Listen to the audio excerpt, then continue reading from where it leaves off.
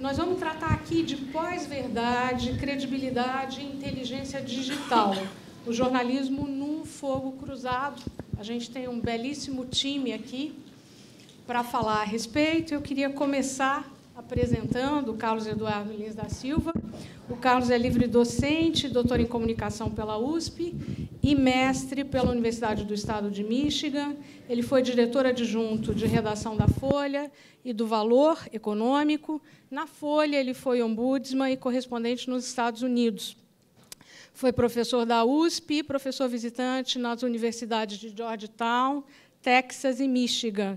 Ele é membro do Centro Internacional Woodrow Wilson para Estudiosos, o termo é meio estranho em português, em inglês é Scholars, e é autor de livros importantes sobre o jornalismo. Eu cito dois deles. Muito Além do Jardim Botânico, uma análise sobre a percepção que trabalhadores tinham nos anos 80 do Jornal Nacional, e 1000 dias, 6.000 dias depois, sobre a implantação do então novo projeto editorial da Folha, no começo dos anos 80. Aqui no final está o Sérgio Dávila, editor executivo da Folha de São Paulo, foi repórter da revista Folha, editor da Ilustrada, correspondente do jornal nos Estados Unidos e cobriu as eleições de George W. Bush e Barack Obama, as crises de 2008 econômica e o 11 de setembro. Ele foi o único repórter brasileiro a cobrir a guerra do Iraque, lá em loco, trabalho que lhe rendeu um prêmio ESSO, além do livro Diário de Bagdá. Ele é formado pela PUC de São Paulo, em Comunicação Social, e foi bolsista da Fundação Knight, da Universidade de Stanford. E temos aqui, à minha esquerda, o Luiz Renato Olivalves. Ele é o líder em parcerias em mídia do Facebook para a América Latina, já trabalhou em veículos como a ESPN Brasil, a Bandeirantes, Star Media e Motorola. Ele é formado em engenharia pelo Instituto Mauá de Tecnologia e tem pós-graduação em marketing pela ESPM. Quanto a mim, meu nome é Ângela Pimenta, eu sou jornalista, sou presidente do PROJOR, é o Instituto para o Desenvolvimento do Jornalismo, foi fundado em 1996 pelo Dines, e a nossa principal marca, enfim, é o Observatório da Imprensa, e temos um projeto novo que conversa muito com o tema aqui do nosso painel. E, por isso, eu queria apresentar para vocês alguns pequenos slides, é um merchandising muito breve, mas que nos ajuda a aterrissar no tema de hoje. Eu vou me levantar porque fica mais fácil. Gente, é um projeto que ele nasce nessa Universidade Americana de Santa Clara. Ela está sediada no Vale do Silício e, basicamente, da cabeça de 3 pessoas, da jornalista Sally Lerman, que é a nossa chefe, assim digamos, do inventor dos classificados online, que é o Craig Newmark, e do Richard Gingras, que é o vice-presidente de notícias do Google. Esse projeto nos Estados Unidos ele está sediado nesse Centro de Ética Aplicada, que leva o nome da família que fundou e que financia o centro. Lá nos Estados Unidos, eles já têm, é uma coalizão enorme, já passou agora das 70 organizações, e inclui, desde The New York Times, o Washington Post, há instituições como o American Press Institute, tem também veículos europeus, La Estampa, La República, no México tem o El Universal, e, enfim, a gente tentou e conseguiu trazer para o Brasil essa ideia. Aqui no Brasil, nós somos uma parceria do PROJOR com a Unesp, com o seu programa de jornalismo em mídia e tecnologia, junto comigo, o professor Francisco Belda, ele coordena esse projeto. Qual que é a nossa ideia? Diante do que se tem aí de dado, da chamada pós-verdade ou pós-fato, uma maneira de tentar reagir a isso de 2 formas, refletindo sobre o que está acontecendo com a notícia no meio digital e criando técnicas que permitam que a informação de qualidade, também no meio digital, ela possa ser mais facilmente reconhecida e compreendida, inclusive no seu modo de fazer, por quem a consome, pelo usuário. E a ideia é que, se isso acontece, fica mais fácil, esse é um incentivo aí, digamos, positivo da coisa, que o jornalismo qualificado, ao produzir uma narrativa verdadeira, inteligente e completa, de ideias e eventos de interesse público, que ele tenha uma resposta à altura, que ele não se confunda mais com o ruído. Aqui é o nosso guarda-chuva, quem está conosco, inclusive a própria Abrage. A gente é aí uma iniciativa nova, são 13 veículos, a Folha de São Paulo, inclusive, os 3 principais jornais diários do país. E temos também Globo, Estadão, digamos aí, os chamados nativos digitais, Nova Escola, Nexo, jornais interessantes, importantes, aí do interior de São Paulo, Jornal da Cidade, que é de Bauru, Jornal de Jundiaí, 2 agências de checagem, o UOL, o Povo, que é um jornal muito interessante, lá de Fortaleza, inclusive tem uma ombudsman ativa, e a Zero Hora. Muito bem, e eu prometi que ia ser pocket e vai ser. Aqui está o nosso problema. Essa é a pesquisa encomendada pelo governo, então, governo Dilma, ao Ibope, mostrando o baixo nível de credibilidade que as chamadas notícias de site e de jornais e revistas têm diante aí da sua audiência. Vocês veem que as chamadas notícias de site, então, 30%, e as de notícias de jornal, menos de 50%. Isso foi desagregada a metodologia da pesquisa, essa é a edição mais recente dela, e a coisa só piora. Você vê que as chamadas notícias de site caem para 20%, as de chamados blog, 11%, e redes sociais, 5% e 9%, isso aí considerando confia sempre e confia muitas vezes. Nós estamos num panorama global de descrédito, o Brasil faz parte aí desse time de países, não estamos muito diferentes dos Estados Unidos. Essa é a famosa pesquisa que esse grupo de comunicação Edelman apresenta lá em Davos a cada ano. Tá? E, a partir daqui, eu queria mostrar, isso é um trabalho muito interessante de uma pesquisadora que hoje está nessa coalizão First Draft News. Ela mostra que não existe esse tipo, digamos, ideal comum de a notícia 100% falsa unicamente. Nós estamos falando de um ecossistema na mídia digital de desinformação e má informação. A gente tem desde a sátira ou paródia, que é parte necessária de uma democracia, ao conteúdo inteiramente fabricado.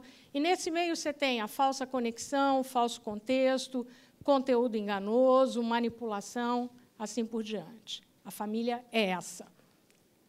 Aqui, não vai dar para falar muito, mas é só dizer com que o nosso projeto trabalha, os conceitos principais, que a gente quer que os veículos, que são nossos parceiros, tenham mais clareza ao lidar com esses conceitos dentro da sua redação, comunicando com o usuário, com a sua audiência, e como é que ele vai expressar isso. São, basicamente, esses conceitos, são 8, eu vou só citar: melhores práticas, autor-produtor, citações e referências, o conteúdo externo, como você trata, como você etiqueta a sua matéria jornalística, pode parecer óbvio, não é, no meio online isso é confuso para o usuário. A reportagem original, aquilo que você produziu mesmo dentro de casa, local, essa questão cada vez mais importante hoje de mídia local, que não é gerada em grandes centros, mesmo numa organização que tenha sucursais. A questão da diversidade de vozes, dentro e fora da redação, e o engajamento que permita o feedback acionável. Isso aqui é o que o projeto deve gerar. Depois de muito trabalho, ele vai alimentar uma interface. Isso aqui é um protótipo gerado já há algum tempo pelo Trust Project. E você, tendo uma matéria, você clica, e é aquilo que pode ser considerado, digamos aí, os dados nutricionais de uma notícia ou de um artigo que seja análise, opinião, ou tudo isso junto. Tá? Isso aqui é a maneira como se trabalha, o código é todo aberto, é um GitHub, tá? É um portal aí dos códigos, para quem é do ramo e conhece. Enfim, aqui é como é que nós vamos trabalhar. Aqui são os nossos canais, nós temos um site, nós temos uma newsletter mensal que pode ser assinada. Enfim, é isso aí. Obrigada. Eu queria, então, agora pedir Gassan para colocar aí na internet a nossa imagem. Queria começar pelo Carlos. Carlos, queria te pedir o diagnóstico desse nosso cenário atual, da chamada pós-verdade. Eu sei que é um termo que você não gosta, que você prefere pós-fato. Queria que você dissesse aonde estamos, que encruzilhada, que fogo cruzado é esse. Só acrescentar que a questão da inteligência digital, nós vamos deixar aqui no começo, entre parênteses. Vamos tratar primeiro aí da encrenca, por favor. Bom, antes disso, eu queria agradecer o convite. Queria dizer que a minha estreia aqui na Abrage, uma entidade que eu admiro há muito tempo, respeito muito, e, para mim, é bom estar aqui pela primeira vez. E queria prestar aqui um tributo público à Ângela, a coordenadora dessa mesa, porque a Ângela assumiu o Projor, do qual ela falou agora, um dos seus projetos atuais, numa situação bastante ruim deixada por mim, que era presidente do Projor. Se alguém recebeu uma herança maldita no Brasil, foi a Ângela que recebeu de mim. E em 2 anos ela conseguiu dar ordem numa entidade que estava realmente atravessando uma crise complicada em todos os sentidos, e hoje está aí com um rumo muito bem definido, e eu tenho muito prazer de poder falar isso em público. Já falei pessoalmente, nunca tinha falado em público, e é muito bom reconhecer o trabalho que alguém faz também em público.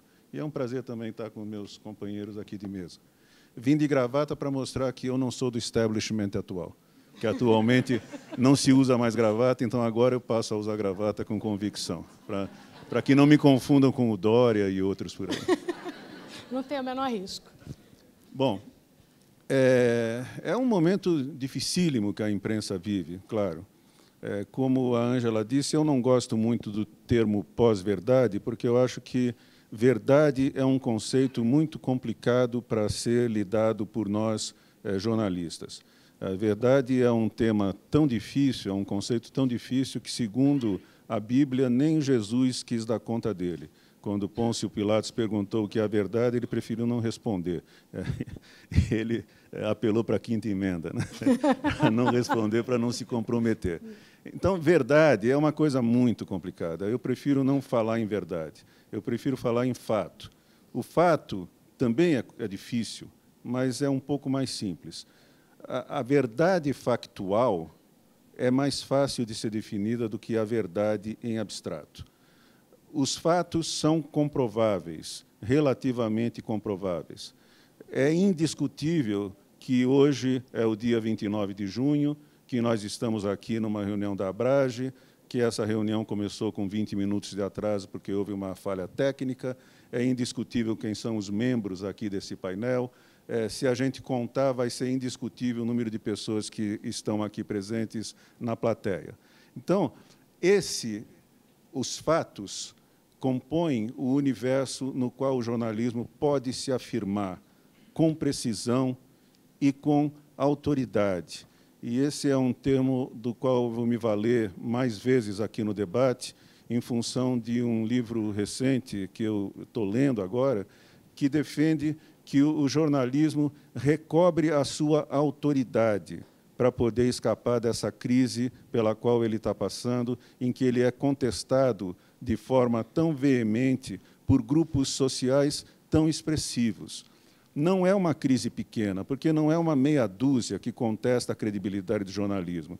Nos Estados Unidos, são 30%, 40% da população. Aqui no Brasil, mesma coisa, 30%, 40% da população. Em outros países também. São contingentes expressivos que não podem ser desprezados, que não podem ser ignorados.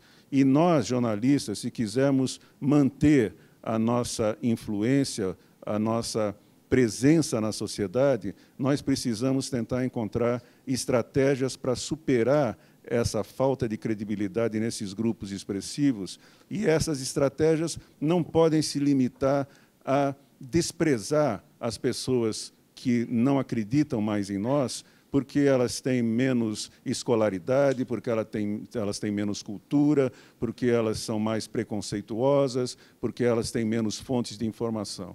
Então, nós precisamos recobrar a autoridade do jornalismo. E, para fazer isso, nós temos que, principalmente, tentar nos ater aos fatos, ao universo da factualidade. Esse é o trabalho, eu acho, que nós temos pela frente, mas eu não vou transformar essa primeira fala numa palestra e vou esperar que os debates me permitam tentar especificar um pouco mais o que eu quero dizer com essa recobragem da autoridade jornalística. Pois não. E então eu queria passar agora a mesma solicitação, o mesmo pedido para o Sérgio Dávila, o seu diagnóstico e diante aí da resposta mais recente da Folha, que foi a atualização do seu projeto editorial. O mote é jornalismo profissional é antídoto para a notícia falsa e intolerância. Eu pedi aí para projetarmos. Enfim, é muito texto, são 12 princípios, né, Sérgio? Sim. Para a gente, por favor. Pela primeira vez, o jornal publica não o seu projeto editorial, que é o 6º, vem publicando frequentemente desde os anos 80, mas também os seus princípios. Antes, eu queria dizer boa tarde a todos, agradecer pelo convite, reconhecer os talentos aqui da mesa. O Carlos Eduardo é uma referência para nós, para a minha geração, pelo menos, de jornalistas. A Ângela Pimenta fez a versão não pocket da apresentação dela e nós compramos a apresentação e fizemos parte da iniciativa desde o primeiro momento, ou quase do primeiro momento. E o Luiz é um colega muito talentoso, muito competente ali à frente do Facebook, que é esse gigante, como vocês todos sabem. Então, estou muito bem acompanhado aqui. Respondendo sua pergunta, Ângela, eu acho que não para divergir do Carlos, mas a nossa função como jornalista profissional, nós jornalistas profissionais, acredito que somos maioria nessa sala hoje, ou pelo menos a maioria tem interesse por esse assunto, a nossa função desde sempre é separar fake news de news, notícia de falsa notícia, fato de pós-fato. É o que a gente vem fazendo desde que há jornalismo profissional. Aquela frase famosa, salvo engano, atribuída ao T.S. Eliot, separar o editor é o que separa o joio do trigo, e aí brincava ele e publica o joio. Nós, falando sério, nós separamos o joio do trigo e temos tentado publicar o trigo ao longo das últimas dezenas de anos. Então, essa questão, esse problema não é exatamente novo. O que é novo, isso sim, e aí, graças ao desenvolvimento fantástico de players como Facebook e Google, é a disseminação desses falsos fatos, dessas falsas verdades, desses pós-fatos. Com a universalização da internet que aconteceu na última década, hoje quase toda a população urbanizada tem acesso a ela, metade da população do mundo. O Facebook acaba de anunciar 2 bilhões de usuários, metade da população do mundo, a gente está falando mais ou menos 3 bilhões e meio, então vocês veem como quase todos que têm internet também acessam alguma rede social. Essa disseminação é muito mais rápida, muito mais danosa e com muito mais impacto. Eu vou dar um exemplo recente que tem a ver não exatamente com rede social, mas com dark social, que é um termo que se usa no meio para compartilhamento de conteúdo via WhatsApp, e-mail e etc. Conteúdos que são compartilhados que você, produtor do conteúdo, não consegue mapear exatamente como ele foi compartilhado. Mas eu, como editor do Jornal da Folha de São Paulo, comecei a receber de grupos diferentes no WhatsApp, em outros e mensagens no Facebook e por outros meios, a mesma notícia com algumas variações. Era uma notícia que dava conta de que havia uma onda de sequestro de menores na cidade de São Paulo. E aí as variações eram no bairro tal, no shopping tal, ou no parquinho tal. E depois a recomendação: pais, não levem suas crianças pequenas ao tal lugar, ou tal lugar, ou tal lugar, dependendo de quem estava propagando essa informação. a terceira ou quarta vez que eu recebi isso, eu pedi que o editor de Cotidiano, que é o caderno que cobre a cidade de São Paulo, na Folha de São Paulo, fosse atrás dessa história. E, em poucos minutos, acessando fontes fidedignas, fontes confiáveis, desde já a Secretaria de Segurança Pública do Estado, ele me ligou de volta e falou: Sérgio, de fato, há um aumento expressivo nos casos de sequestro de menores na cidade de São Paulo. Houve um aumento de 100% de 2015 para 2016. Foi um caso em 2015, 2 casos em 2016. E os 3 casos foram ou o pai ou a mãe que estavam se separando e sequestraram o filho, e depois a justiça acabou resolvendo a questão de alguma maneira. Agora, essa fake news virou tão news para tanta gente que, e esse eu acho que é um papel nosso de jornalista profissional, que nós decidimos, então, entrar na história para publicar: olha, isso aqui está sendo propagado, está sendo divulgado, você já deve ter lido em algum lugar, mas não é verdade, é mentira. Está vazando o áudio ali. Vamos ver se ela fala alguma coisa mais interessante. O seu áudio vazou aqui, Ângela Canzano. Notícias falsas. Notícias falsas. E aí publicamos uma matéria com destaque no site, na versão impressa do jornal, dizendo isso: rumor sobre onda de sequestros assusta a população de São Paulo. Isso sim, um fato, mas mostrando ali então que por A mais B, com fontes, fatos de fontes comprovadas ou comprováveis, que aquilo era notícia falsa.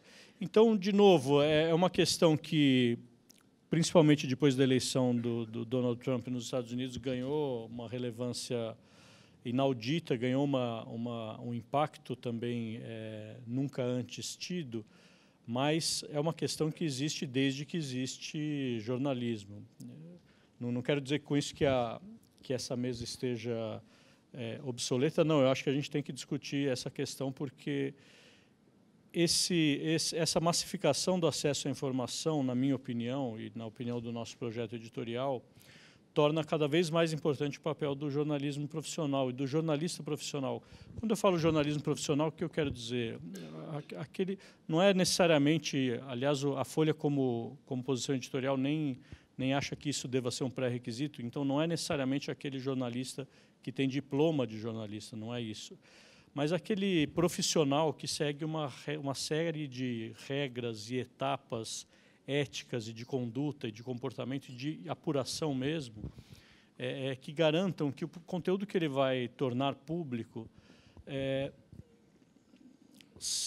não arrisco a dizer que é verdadeiro, mas pelo menos é o mais próximo possível de um relato objetivo do que aconteceu.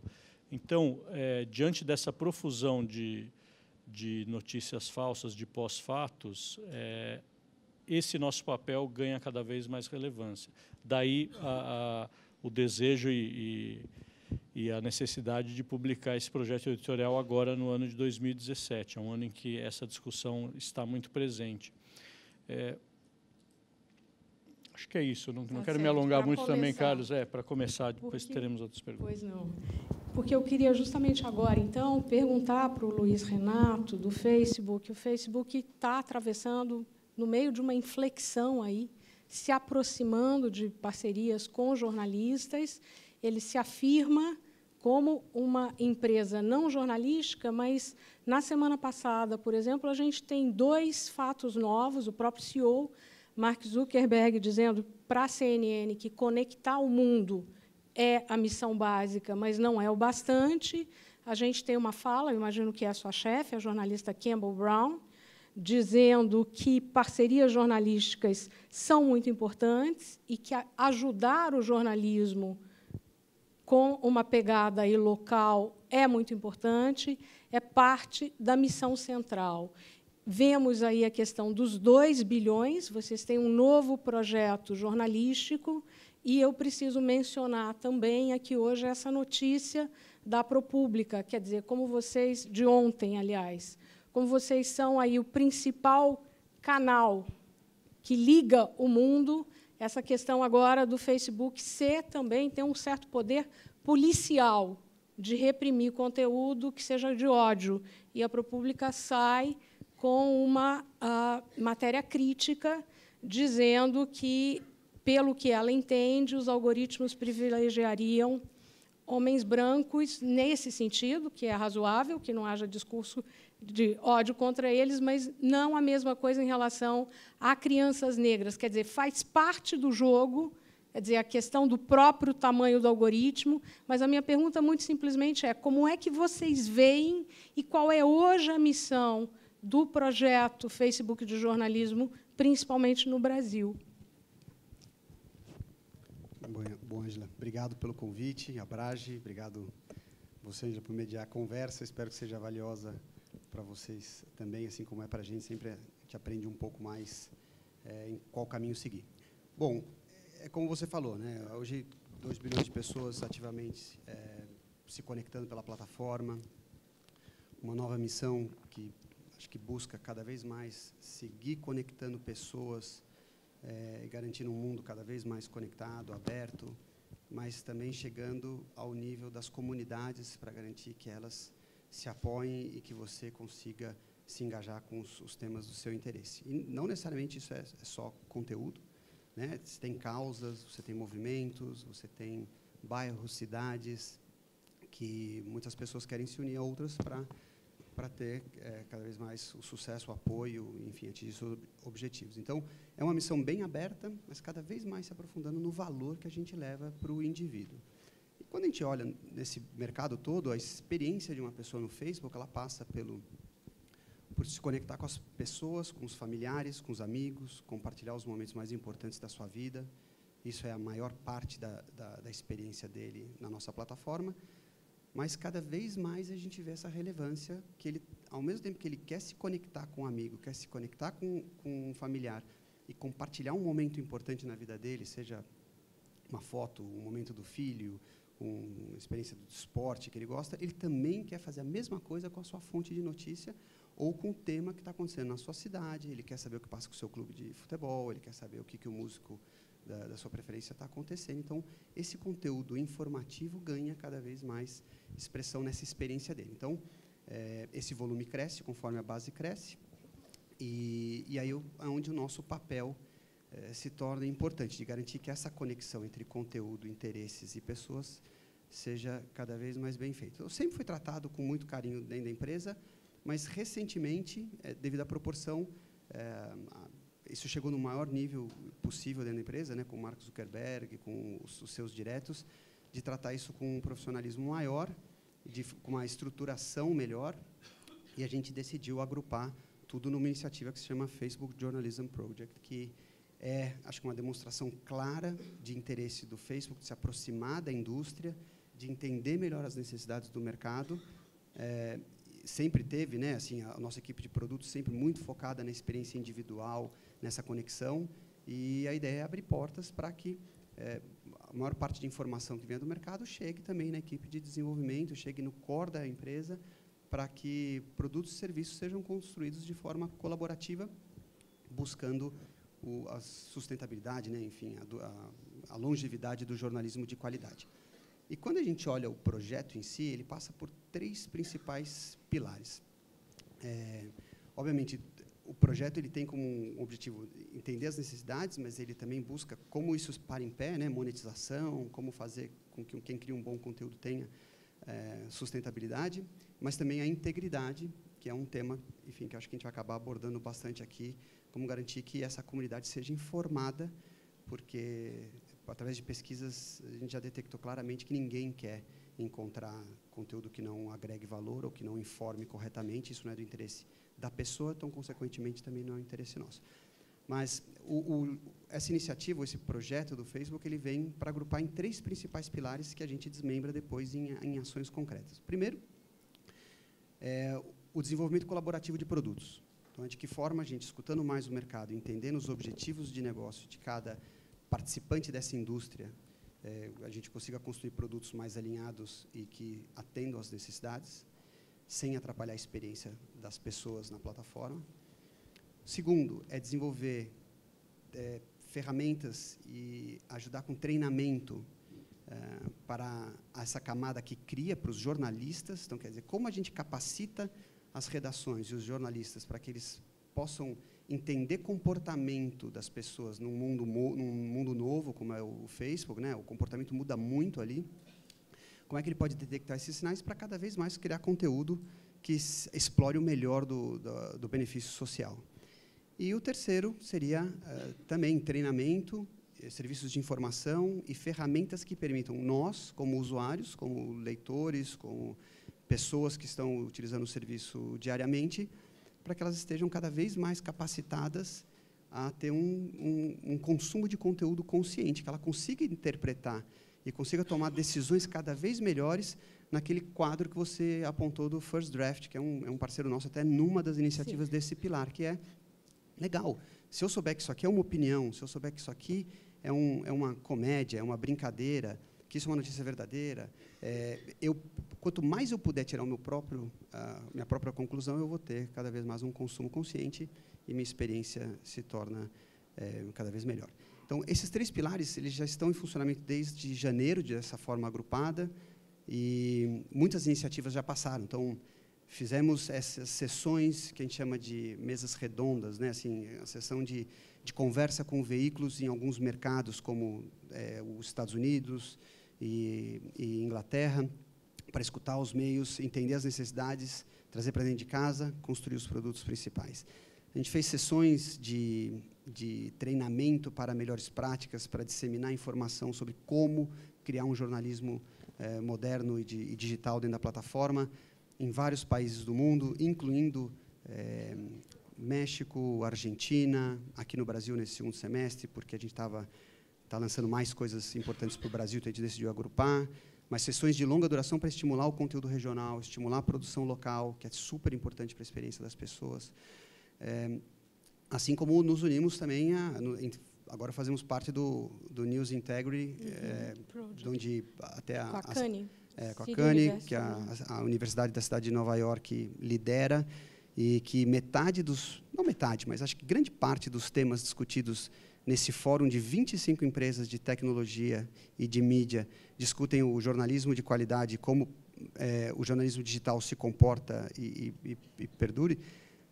Você vê que os dilemas e os desafios de cada um dos integrantes da cadeia são os mesmos, né? Quando você fala de jornalismo de qualidade, o dilema é o mesmo, então a gente faz parte, felizmente, desse grupo agora, onde a gente está pegando cada vez mais informações e aprendizados, pesquisas, para melhorar cada vez mais a nossa plataforma. Então, acho que até a minha formação aqui destoa, né? Sou o único engenheiro no meio de jornalistas de níveis tão superiores. Então, assim, meu papel é nem comentar o jornalismo ou o conteúdo em si, porque o nosso esforço, cada vez mais, é em garantir ferramentas e serviços para que os criadores encontrem a sua audiência e que as pessoas consigam encontrar o seu conteúdo e achar, e interpretar, e ler, e levar para si, criar essa comunidade informada da melhor forma possível. E nós analisamos muito o comportamento. Então, essa é uma ferramenta que nós temos, que a gente tenta também transferir para as redações, para os publishers, mas a gente olha o que as pessoas querem e o que elas demandam, e onde mais elas têm uma tendência de se engajar com o conteúdo. Esse é o nosso maior aprendizado. Eu acho que é isso que o jornalismo, quando a gente fala de jornalismo, é isso que a gente fala que a transformação está se passando, cada vez mais para vídeo, cada vez mais de uma forma aberta, profunda. Todo mundo, cada indivíduo tem uma voz, pode criar conteúdo, pode até fazer transmissões ao vivo. Então, assim, a diversidade de conteúdo aumentou exponencialmente, e a profundidade com que as pessoas têm voz para comentar, interagir, também é algo novo no que a gente fala de jornalismo tradicional, né? Assim, é a comunicação bidirecional. Então, assim, a gente analisa muito o comportamento. É o pedaço inteligência digital aqui do nosso painel, exato. Que você está abordando agora. Então, essas ferramentas, o que você está dizendo é que o Facebook vai crescentemente colocar isso a dispor da comunidade jornalística. Sim. E cada vez até como uma ferramenta mesmo de apuração. São várias iniciativas em cada um desses pilares, depois posso até, enfim, dar exemplos na hora apropriada, mas é apenas o início. Isso começou, né, assim, há pouco tempo, e a ideia é que isso siga crescendo, e a gente tem como uma empresa digital, uma característica muito de testar. Se não funciona esse, testa outro, até achar os que são mais eficientes, e você vai depois escalando e replicando em outros países. Então, Acho que essa é a nossa missão sobre esse guarda-chuva. E uma guarda-chuva. perguntinha prática, que eu tenho certeza que a nossa audiência está interessada. O melhor endereço, se eu sou jornalista e quero saber o que o Facebook pode fazer por mim, seria este aqui, Projeto Facebook de Jornalismo? Na verdade, a gente tem algumas fontes. A gente tem um grupo que a gente dissemina todas as novidades para o meio jornalístico. A gente tem um Media Portal, que é onde você pode encontrar cases, enfim, exemplos, como utilizar as ferramentas do Facebook. A gente tem várias iniciativas que a minha melhor sugestão, eu não lembro de cabeça todas agora, mas a gente está com um stand aqui fora. Visitar, assim, como bom engenheiro, a gente tem jornalistas muito bons da equipe, e eles estão aqui presentes. A Cláudia, que é a nossa chefe de jornalismo na região da América Latina, está aqui também com a equipe. Então, dúvidas, quer saber onde me manter informado? A gente tem Newsroom, que é onde a gente anuncia todas as novidades e todas as mudanças no algoritmo, mudança no newsfeed, tudo que é relevante para os usuários e para quem distribui conteúdo. Existe uma forma de você estar bem atualizado. Então, minha melhor sugestão seria ir lá. Inclusive, as ferramentas que a gente diz para a redação, para criar jornalismo cada vez mais digital e social, também está lá, como o CrowdTangle, que a gente teve, que eu acho uma ferramenta valiosíssima. A gente teve uma apresentação hoje aqui muito bacana, e você vai ver como você pode enriquecer cada vez mais o seu conhecimento, tanto de performance, como do que está se passando no mundo, em tudo, seja no Facebook, no Instagram, com uma ferramenta muito simples, que é gratuita, que a gente disponibiliza. Então, fiquem convidados para nos visitar ali. Tá certo. Bom, eu queria mudar um pouco o rumo da prosa aqui com o Carlos, que é um tema bastante importante e, eu acredito, preocupante para nós jornalistas, Carlos, que é a nossa tradição institucional autoritária brasileira. Inclusive, você menciona no seu artigo, tá excelente, aqui na revista da ESPM de jornalismo, a versão brasileira da revista da Colômbia de jornalismo, e ele menciona o PL 6812, do deputado Luiz Carlos Auli. Queria que você explicasse para a gente e por que é que você acredita que nós não precisamos de mais leis a esse respeito. Tá. Antes, eu vou fazer um pequeno comentário sobre o que o Sérgio disse. É claro que essa situação não é uma situação nova. Desde antes do jornalismo industrial existir, as notícias falsas já existiam, e isso acompanhou a imprensa ao longo de toda a sua história. E é verdade, total verdade, o que você disse, que o que caracteriza principalmente o atual momento que a gente vive de crise é o fenômeno das redes sociais e a velocidade, a disseminação fantástica que essas redes conseguem fazer de informações não verdadeiras. Agora, eu acho que pode ser arriscado a gente simplesmente achar que isso é uma coisa da vida. Não foi o que você disse, mas acho que muita gente acha. É uma coisa da vida, sempre existiu, sempre vai continuar existindo. Me parece que há particularidades nesse momento que exigem a nossa atenção especial. Eu tenho mais vivência do que você por uma mera questão de idade. Eu nunca vi títulos, veículos como a Folha, o Estado, o Globo, serem tão questionados em tantos círculos de uma forma tão radical, de que se saiu na Folha não é verdade, se saiu na Veja não é verdade. Isso não é universal. Inclusive, uma pesquisa que saiu ontem da Universidade de Oxford mostra que o Brasil só perde para a Finlândia em termos de boa credibilidade da imprensa por parte da população. Então, é claro que não é uma coisa universal, mas se é verdade que 60% dos brasileiros confiam na imprensa, deve ser verdade que 40% dos brasileiros não confiam na imprensa. E eu acho que esse número é um número muito expressivo. E eu acho que nós temos que tomar atitudes nossas de autorreflexão, de autocrítica e de mudança de comportamento para tentar readquirir a credibilidade que nós perdemos, que, a meu ver, não é pequena. Em relação à sua pergunta, Ângela, eu posso me estender mais demoradamente nessa minha argumentação, se quiserem. Em relação à sua pergunta, o Brasil sempre tradicionalmente, um país em que, quando há um problema, uma das primeiras soluções que se tenta dar para o problema é criar uma lei nova para punir quem pode ter sido responsável por aquele problema.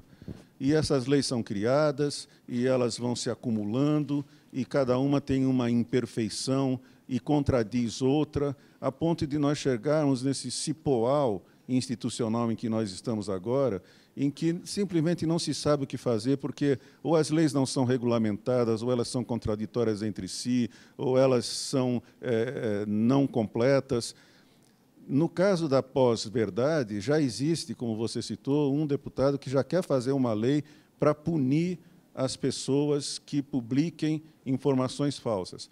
Ora, não há a menor necessidade disso, como, a meu ver, não há a menor necessidade de uma lei de imprensa para substituir a malfadada lei de imprensa do regime militar, que, se eu não estou enganado, continua em vigor, porque ela não foi substituída dentro dessa nossa mania maluca de tentar resolver tudo por meio de legislação. Não há necessidade, porque o Código Penal já é suficiente. Se você publica uma mentira, se você calunia uma pessoa, se você difama uma pessoa, você recorre ao Código Penal, isso é crime comum. E você consegue a sua reparação se você tiver sucesso no seu pleito jurídico. Não há necessidade de criar novas leis, de complicar ainda mais a vida do país, que já é tão complicada por esse universo infinito de leis embaraçadas.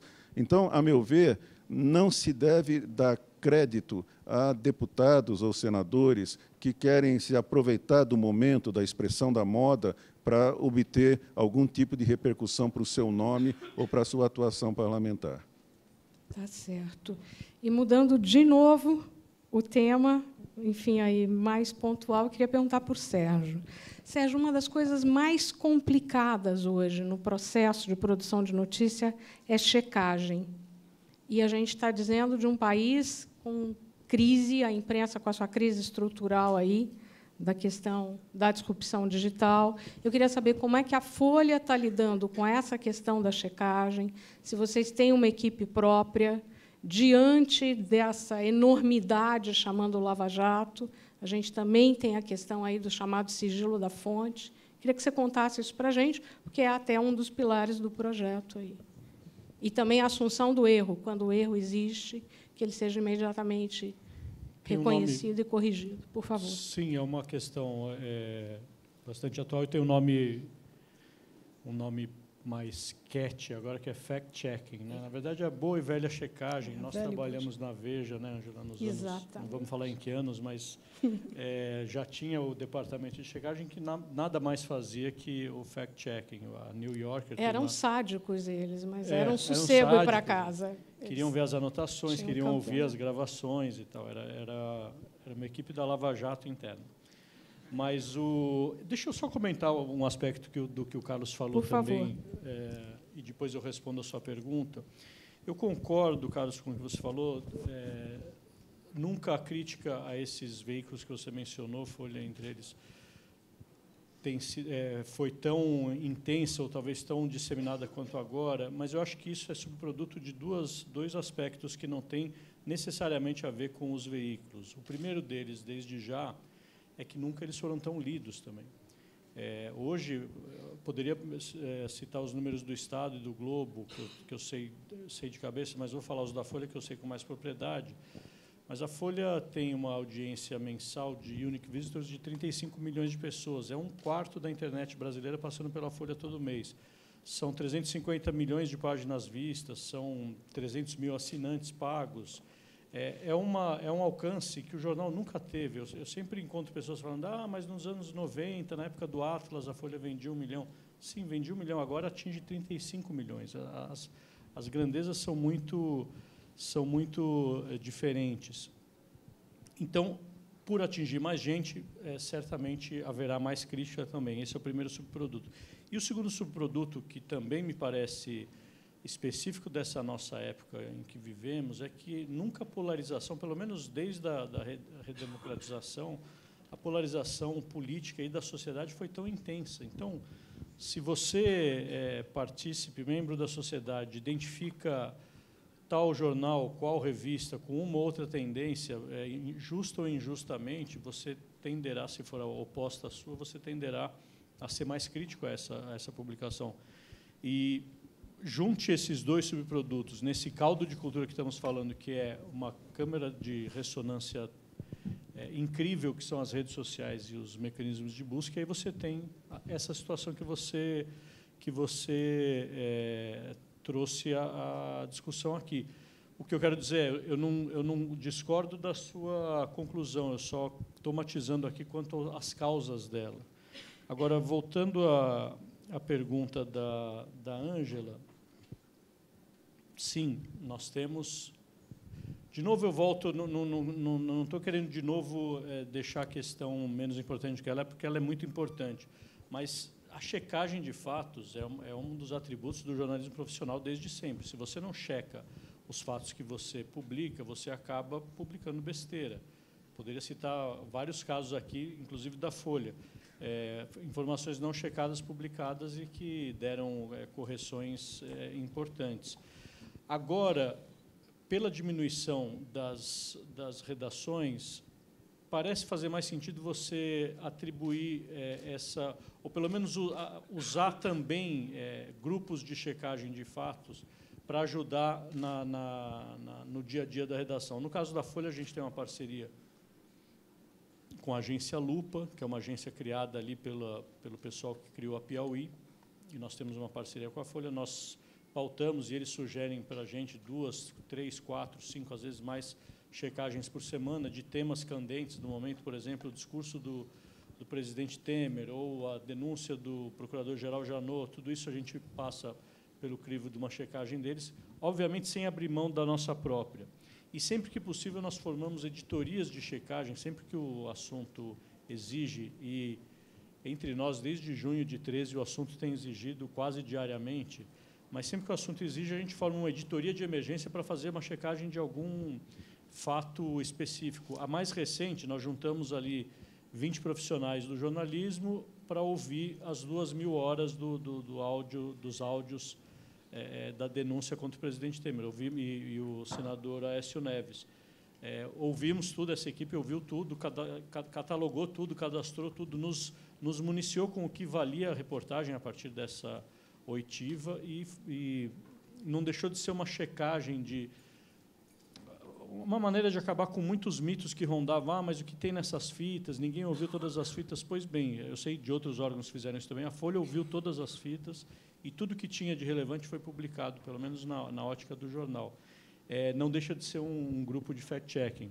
Esse tipo de iniciativa, essas parcerias, como eu mencionei com a Lupa, ou essas formações de equipes internas para atuar especificamente numa grande quantidade de dados, de informações, vão ser cada vez mais frequentes, porque... Forças-tarefas, é o que você está dizendo. Forças-tarefas, porque os dados chegam cada vez com rapidez maior, e pelo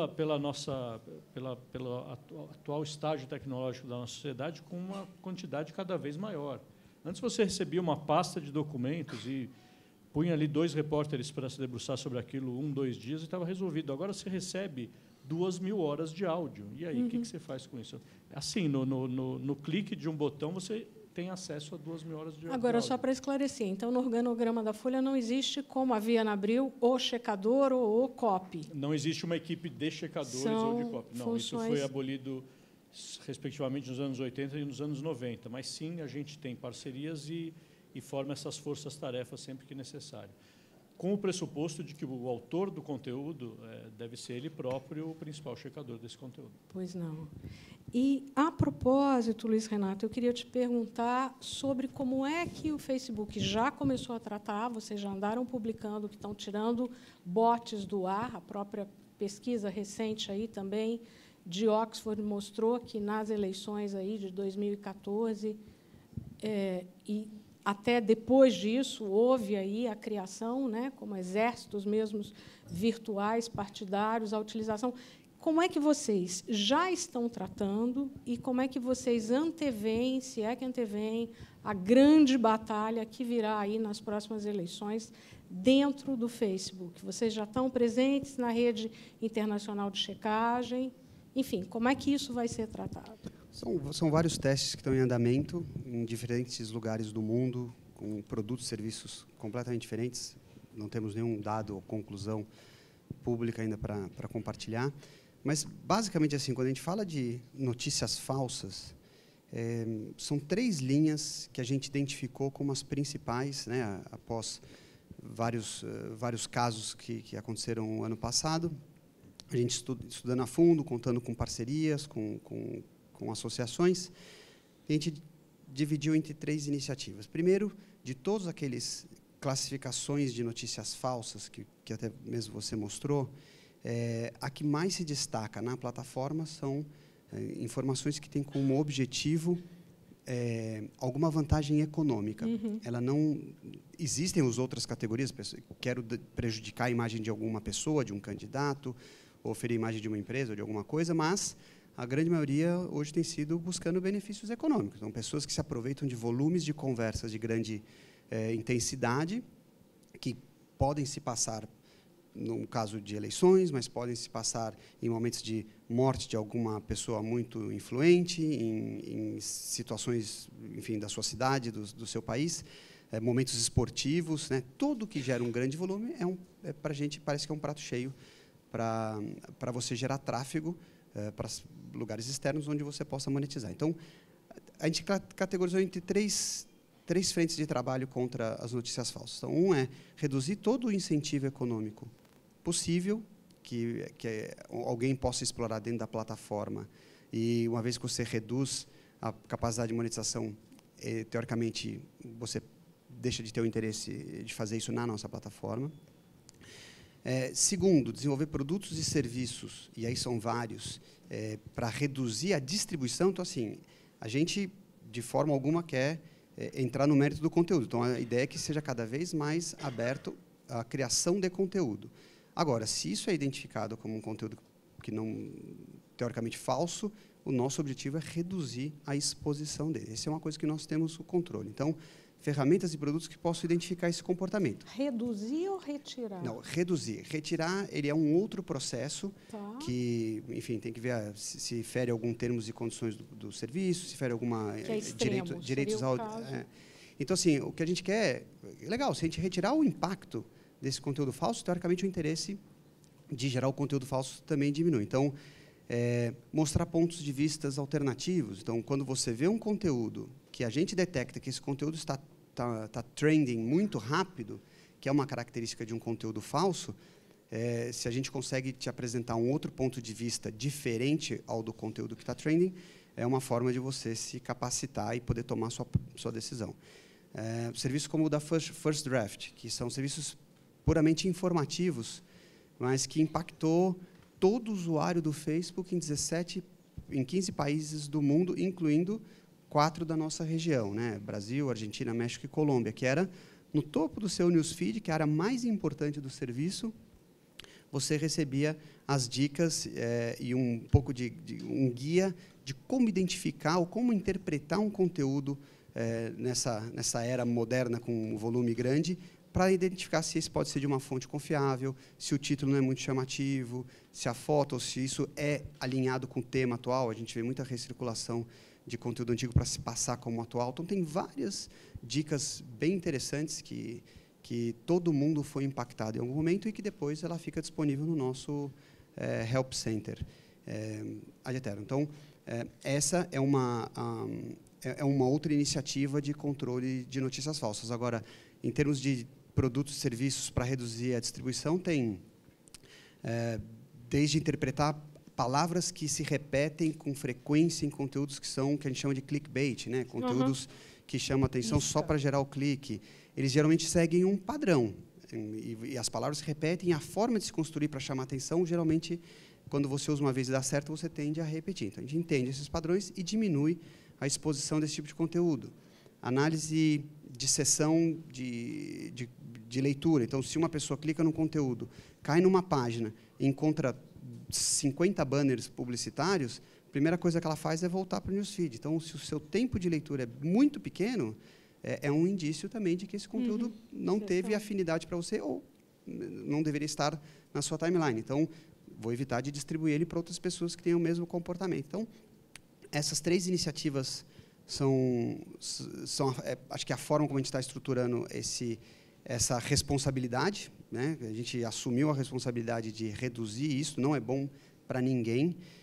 Obviamente, o objetivo é eliminar de vez da plataforma, não sabemos se isso é possível, então vamos batalhando cada dia mais para reduzir o impacto, a distribuição, cortando incentivos econômicos, desenvolvendo ferramentas para interpretar quando isso pode se tratar um conteúdo falso, e terceiro, capacitando as pessoas para elas estarem com um julgamento cada vez mais apurado. Pois não.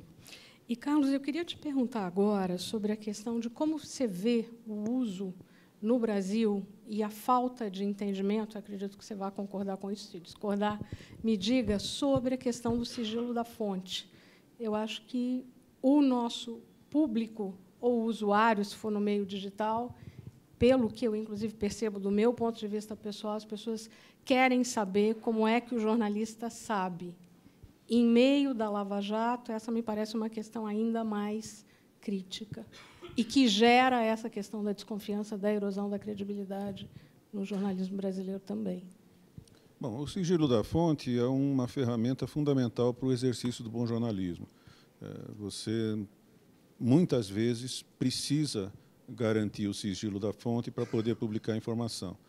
Agora, é evidente que uma informação tem mais credibilidade quando a fonte é identificada. Então, a fonte sigilosa ela não pode ser banalizada. A excessiva banalização da fonte sigilosa, acredito eu, leva a um crescente descrédito por parte do leitorado. Voltando àquele conceito de autoridade, o que dá autoridade ao jornalista, ao jornalismo? Autoridade no sentido moral, no sentido profissional, no sentido técnico. O que dá autoridade ao jornalista é, acima de tudo, a demonstração de que ele tem um conhecimento que o público não pode ter. Por exemplo, só o Sérgio estava no Iraque. Só o fato de ele estar no Iraque e todos nós que líamos as matérias dele não estarmos no Iraque já conferia ao Sérgio uma autoridade que ninguém mais tinha. Esse é, talvez, o primeiro momento, a primeira fonte derivadora de autoridade para o jornalista. Nos tempos atuais, como você tem essa possibilidade de qualquer um criar informação, hoje, se houver alguma coisa no Iraque, é possível que outros brasileiros que não são jornalistas possam começar a mandar informações a respeito do Iraque que concorreriam com as do Sérgio se ele estivesse lá de novo como enviado especial do jornal. Então, aí, você já tem um primeiro momento em que a fonte de autoridade do jornalismo é não quebrada necessariamente, mas é atenuada, porque você tem mais pessoas, muito mais pessoas, que estão nos locais em que os fatos acontecem e que, portanto, podem também reivindicar aquela autoridade de estar presente. Então, só isso hoje não é suficiente. É preciso que o jornalista, para manter a sua autoridade, ele tenha outras fontes de autoridade. E aí vem a questão dos códigos, dos processos que uma instituição jornalística refina ao longo de décadas e que, se o jornalista adere a esses processos, a essas fórmulas, ele obtém um maior controle técnico da informação e, portanto, ele reafirma a autoridade. Outra fonte, e eu acho que essa é muito sutil, não é percebida, mas eu acho que é importantíssima, é o domínio de algumas técnicas, como, por exemplo, a linguagem. Um jornalista tem que escrever corretamente. E eu acho que uma das características do jornalismo brasileiro contemporâneo que mais minam a credibilidade do jornalismo é a absurda ignorância da língua portuguesa que é demonstrada diariamente em todos os veículos de informação do Brasil. Já não se escreve mais nos jornais e nas revistas em língua brasileira culta escrita. Se escreve numa outra língua que eu não sei qual é. Porque já não se faz a menor questão de seguir as regras, por exemplo, do onde o pronome deve ser colocado, regência verbal, regência pronominal, uso da crase. Isso não existe mais. Com muita frequência, eu sou obrigado a reler 2, 3 vezes um parágrafo para tentar entender o que o jornalista quis dizer. A meu ver, isso fere de morte a credibilidade do jornalismo, porque o mínimo que um jornalista devia saber e demonstrar que sabe é que tem domínio da língua portuguesa, que é a sua principal técnica de informação. Portanto, há algumas coisas que podem ser feitas. O Sérgio relatou com toda a razão que o problema é dramático e eu não queria jamais estar no lugar dele. Eu ocupei o lugar que hoje é dele durante muitos anos, mas em anos em que a situação não era boa, mas não era tão ruim quanto é atualmente. Hoje em dia, com as redações reduzidas do jeito que estão, deve ser um inferno você ser chefe de redação. Deve ser uma coisa realmente insuportável. Porque você é incapacitado de fazer um trabalho que você sabe como deve ser feito, porque você não tem gente para fazer.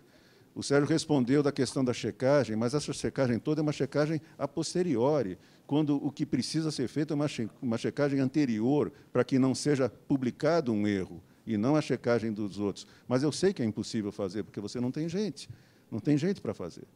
Mas há algumas coisas que são mais simples, como, por exemplo, tentar obter uma redação que tenha algumas pessoas que sabem escrever corretamente, para você não ser minado pelo que é mais simples, como, por exemplo, o leitor compreender que quem está escrevendo para você não escreve tão bem quanto você mesmo escreve. Então, como é que ele pode me dar informações se ele não sabe escrever? Boa pergunta. Por favor, Sérgio, quer dizer alguma coisa? Direito de resposta. Concordo com tudo que ele falou. De fato, eu também não queria estar no meu lugar, mas estou. E um colega tem uma frase de que eu gosto muito sobre o texto médio da imprensa brasileira, que é uma característica paradoxal. Ele consegue ser, ao mesmo tempo, superficial e obscuro. E é isso que a gente encontra em 90% dos textos publicados. A mesma sensação que o Carlos tem como leitor, eu tenho muitas vezes como editor. O que exatamente esse repórter está querendo dizer com essa frase ou essa construção? E nem sempre é fácil identificar e muito menos corrigir a tempo desse conteúdo ser publicado. Isso é muito frustrante e nos inquieta muito. Nós temos alguns mecanismos na Folha para tentar minorar esse problema, que são programas de treinamento, a editoria, o controle de qualidade. Nós temos uma profissional especializada uma professora de português, de fato, que lê o jornal, mas a posteriori, e então faz toda uma resenha do que foi publicado, seja no site, seja no impresso, apontando erros mais comuns, erros mais problemáticos, erros mais vistosos, às vezes em título tem erro publicado e tal.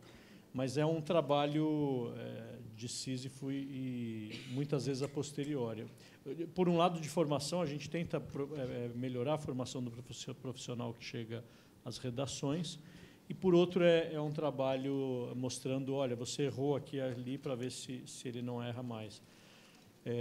Mas é uma batalha diária e muito frustrante, porque, de fato, as redações, por diversos motivos, mas é uma característica já de algum tempo das redações, elas são renovadas a cada ano.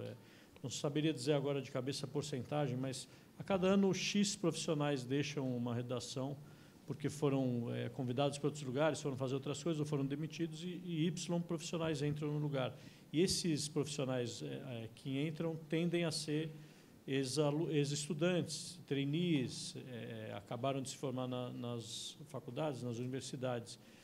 E claro que os que passam pela peneira até chegar num programa de treinamento de uma grande redação como a Folha, Estado, Globo, já são a elite desses estudantes, mas muitas vezes na elite dos estudantes de jornalismo ou universitários a língua não é uma preocupação ou não é um domínio como a gente gostaria que fosse. E é algo que nos preocupa muito. Agora, para voltar à sua uma parte, um aspecto da sua pergunta inicial sobre a fonte. Eu concordo com o que o Carlos falou, e essa mudança que ele falou é muito importante. De fato, até bem pouco tempo, o fato do jornalista estar num lugar inacessível para o resto dos leitores já dava autoridade a ele. Ele mencionou um exemplo. Hoje, a gente poderia mencionar um exemplo mais recente, quando houve a captura do Osama Bin Laden no Paquistão. Vocês devem se lembrar. A primeira notícia, coloquem aspas nessa palavra, a primeira notícia veio de um tweet de um vizinho, dizendo, olha, tem uma ação aqui na casa vizinha de forças que parecem ser forças especiais americanas. Então, vocês vejam, tem vários poréns, vários pode ser. Tem uma ação, isso parecia ser um fato, de forças que parecem ser de forças especiais americanas. Ele não era um jornalista, ele era um vizinho do compound ali do conjunto de casas em que estava morando Osama Bin Laden naquele momento. E ele estava certo. Era uma ação, era de forças especiais dos SEALs americanos, norte-americanos, e depois soube-se eles estavam capturando e matando o Osama Bin Laden naquele momento. Agora, entre os primeiros ruídos, e a CNN foi a primeira que captou esses ruídos desse tuiteiro, chamemos assim, até uma confirmação com fontes confiáveis, teve um delay. E, durante esse delay, a CNN e o resto da imprensa mundial não cravava. Osama Bin Laden foi capturado e, depois, Osama Bin Laden foi morto. Porque você não vai confiar no tweet de um vizinho dizendo, olha, tem uma ação aqui, poderia ser qualquer tipo de coisa acontecendo, de qualquer governo, contra qualquer alvo, né?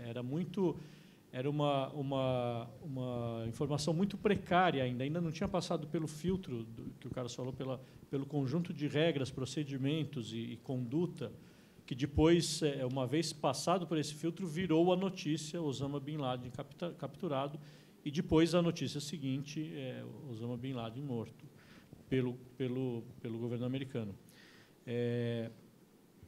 Esse período entre o primeiro ruído e a notícia comprovável faz toda a diferença. Você pode cometer 1 milhão de erros aí. Entre esse jornalismo que muitos chamam de jornalismo cidadão ou coletivo de jornalismo, sei lá, chame como quiser, até você falar, não, essa informação é confiável o suficiente para eu divulgá-la oficialmente pelos veículos, passa todo o que a gente chama de jornalismo profissional. Eu costumo comparar que é como você tem um problema que requer uma cirurgia de cérebro. Aí você vai ao hospital e pede um médico que diagnostique aquele problema e te opere do cérebro. Você chegando ao hospital, o pessoal do hospital fala, olha, a gente está sem médicos cirurgiões de cérebro profissionais aqui, mas nós temos um cirurgião cidadão muito bom. Ele opera o bisturi muito bom, ele é muito interessado em medicina, leu tudo que tinha para ler, ele opera ali da casa dele, a gente vai deslocá-lo para lá, e lá ele vai fazer a sua cirurgia de cérebro. Ou um coletivo de interessados em medicina também muito bom, eles são contra a medicina burguesa e eles gostam muito de operar, eles já leram muito, conversaram com muitas pessoas, você vai passar por esse coletivo e ele vai te operar. Eu não passaria nem pelo médico cidadão e nem pelo médico coletivo. Eu acho que, eu estou exagerando, porque nesse exemplo nós sentimos na pele, mas o jornalismo tem um efeito tão danoso quanto uma má operação de cirurgia, uma má cirurgia de cérebro. Então, tudo começou para falar de sigilo da fonte, a gente derivou para a importância da fonte, depois a importância do jornalista profissional atrás da fonte, mas basicamente era isso. Que nos leva à seguinte questão, quer dizer, cada vez mais o jornalismo vai depender também dessas pinças locais, de quem possa informar, seja no Paquistão ou no interior da Amazônia, mas, por outro lado, isso precisa verificação e é uma questão aí, digamos, de saúde pública, de informação pública, né? Vai faltar quem tem essa capacidade, o que nos leva, então, à questão da educação midiática. Eu queria saber, todo mundo aqui, Carlos, quais seriam as tarefas que você acha emergenciais? Porque é um pedaço, quer dizer, para nós, inclusive no Projor, no projeto Credibilidade, são 3 pilares. São aqueles atributos que vocês viram, a questão da checagem e a questão de também comunicar o que fazemos, por que fazemos e o que podemos melhorar. Eu queria que você falasse, queria fazer a mesma pergunta para vocês dois. O Sérgio, com a analogia dele aí do médico, foi muito feliz, e eu tenho aqui insistido bastante na especificidade do problema do jornalismo e a minha intenção de não querer diluir esse problema específico do jornalismo contemporâneo com a história do jornalismo. Mas aqui eu abro uma brecha na sua linha de argumentação, que esse problema da perda relativa de autoridade técnica do jornalismo não afeta apenas o jornalismo, mas afeta quase todas as profissões que precisam da autoridade do conhecimento. E o médico é um bom exemplo, porque eu imagino que, como eu, muitas pessoas que agora vão a uma consulta médica, antes de ir à consulta médica, dá um Google geral no problema que viu nos seus exames. E chega à consulta médica achando que é capaz de saber o seu diagnóstico tão bem ou melhor do que o médico. E isso me parece, esse comportamento, que até eu, às vezes, uso, extremamente prejudicial, exatamente porque o meu conhecimento sobre medicina é nulo. E, em geral, as minhas conclusões, o que eu achava que eu não tinha nada. Eu tinha uma coisa completamente diferente, como o médico vem me provar e me receita remédios, medicamentos que me curam. E não era nada daquilo que eu achava que eu tinha a partir da minha leitura apressada e equivocada dos exames e da minha pesquisa no Google básico. A autoridade do conhecimento está sendo contestada universalmente na medicina, no direito. Hoje, no Brasil, com essa loucura que viraram os últimos 4 anos de discussões sobre o direito e sobre as ações do Supremo Tribunal Federal, o brasileiro é, antes de tudo, um técnico de futebol e, em segundo lugar, um especialista em direito, que sabe se o Gilmar Mendes fez certo ou fez errado, se o Lewandowski fez certo ou fez errado. Por quê? Porque o acesso à informação de todas as especialidades do conhecimento se disseminou de forma brutal. E isso está colocando em xeque a autoridade de todos os especialistas em conhecimento.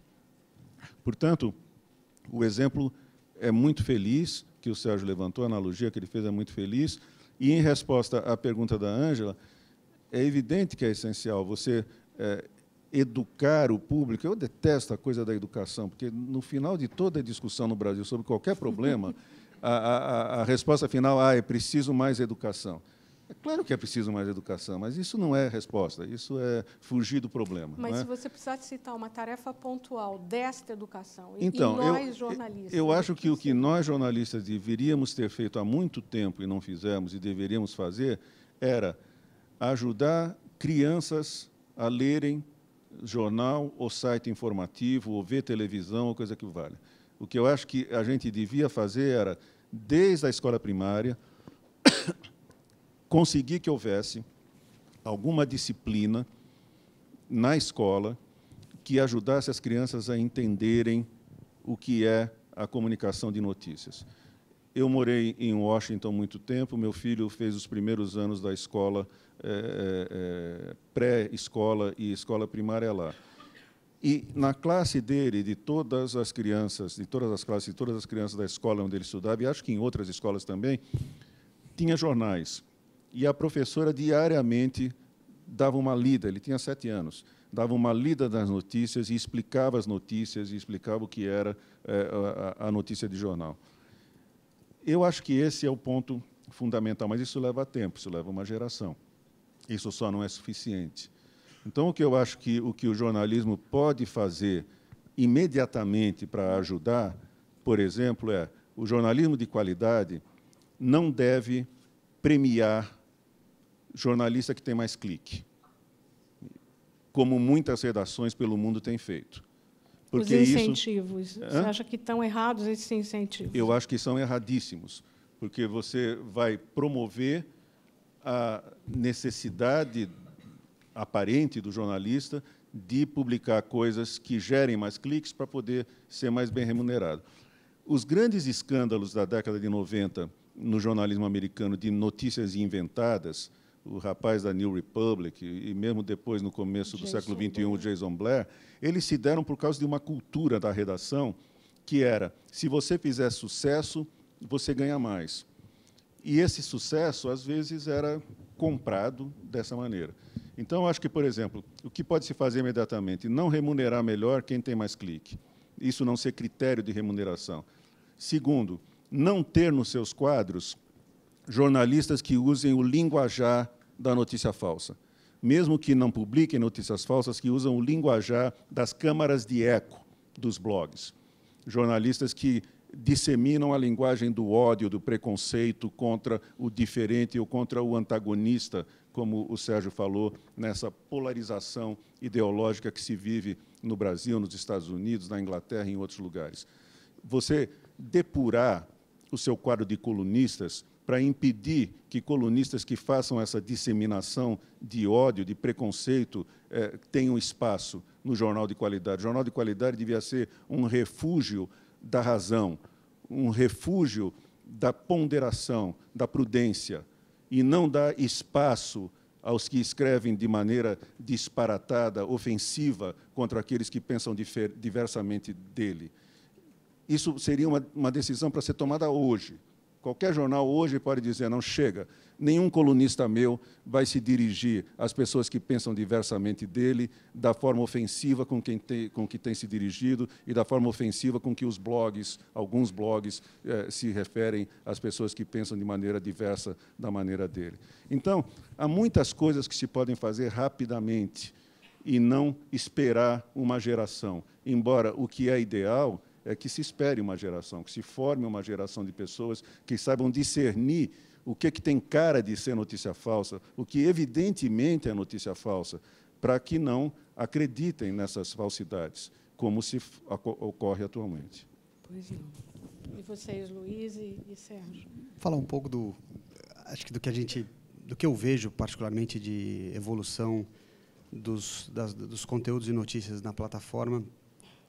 Assim, claramente eu vejo que é uma mudança de comportamento muito grande e que, felizmente, existem dados e existem todos os sinais para a gente estudar caso a caso, todo veículo, toda página, né, até fugindo do âmbito de veículo, mas toda página hoje tem acesso à sua informação, à sua performance no nível do indivíduo e deveria ter capacidade de estudar bem como ela se comporta, o que ela quer ver, o que ela interage mais, o que ela gosta mais, o que ela vê menos.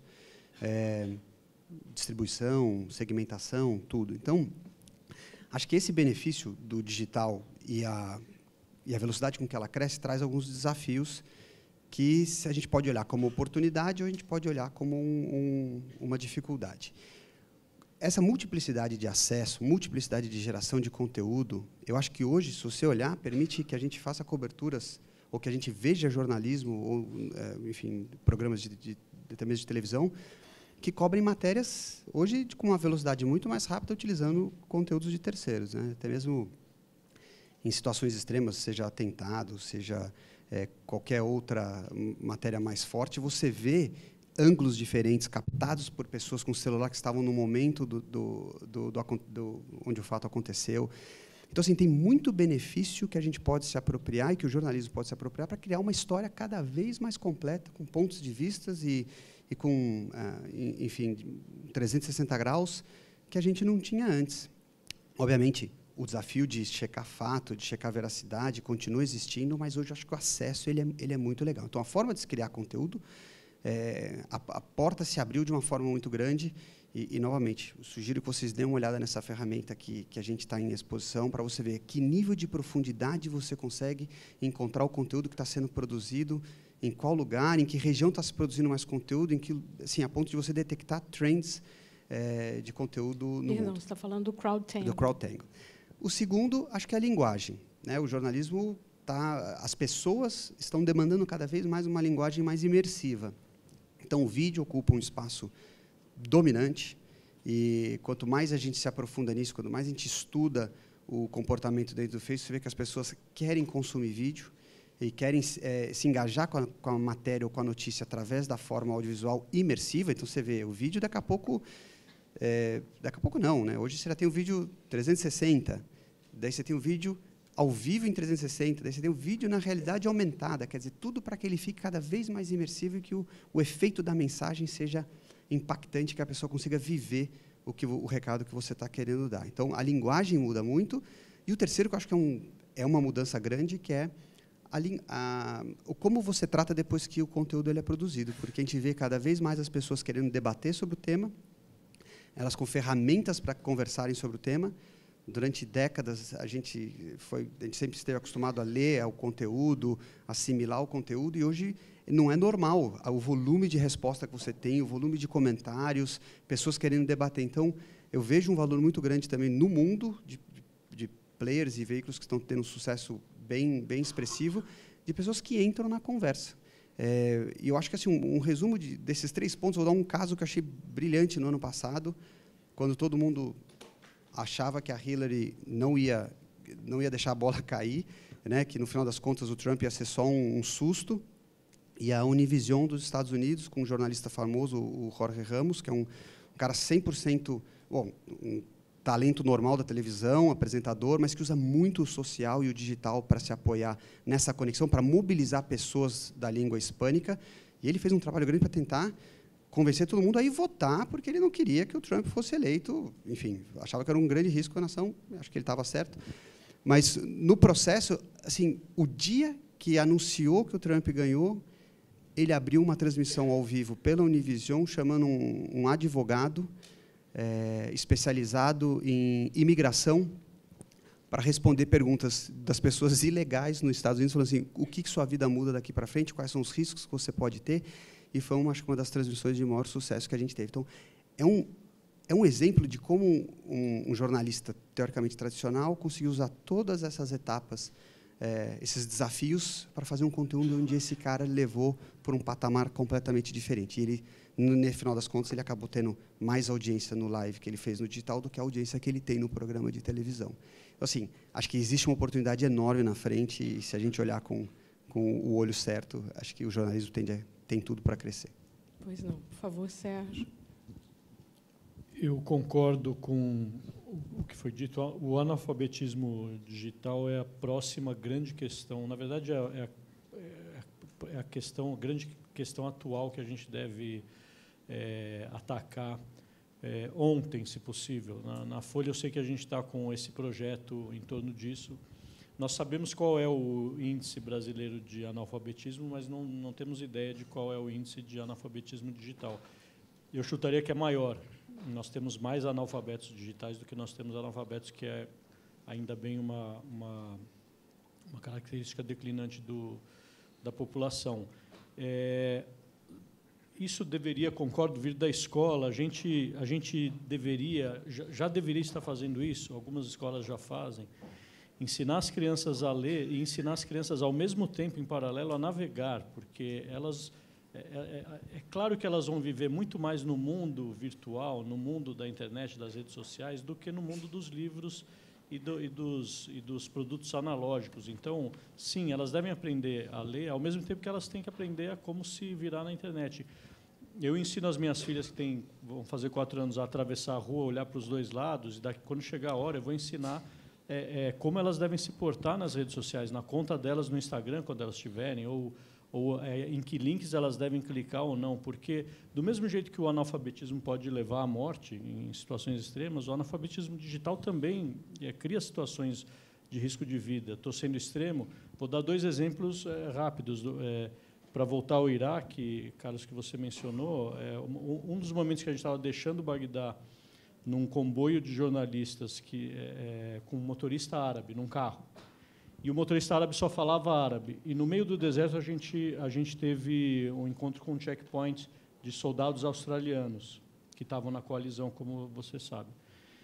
E o soldado começou a se dirigir ao nosso motorista, que só falava árabe, em inglês, e ele não entendia, e ele continuou andando. E a gente ia ser alvejado, ter o carro varado de balas, se não coisa pior, porque o nosso motorista não dominava a língua, que era a língua franca da guerra, que era o inglês. Então, ele correu um risco de vida e nos colocou em risco de vida por esse aspecto, essa limitação dele.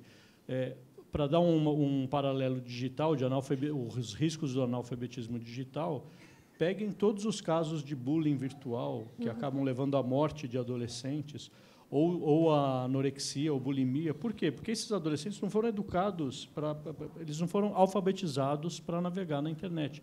Os pais acharam que saber ler e escrever era o suficiente. Não é suficiente. A gente tem que saber, como pais, como gestores, como jornalistas, como pessoas que lidam com o público.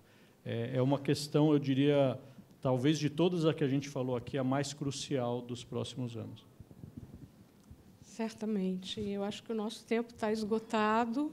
Quer dizer, é um tema complexo e eu acho que, possivelmente, a Abrage pode vir a voltar a visitá-lo. Em função do tempo, do nosso atraso inicial, a gente não tem tempo para perguntas, mas eu queria agradecer aí a presença de todos e queria pedir aí aplausos para os nossos panelistas.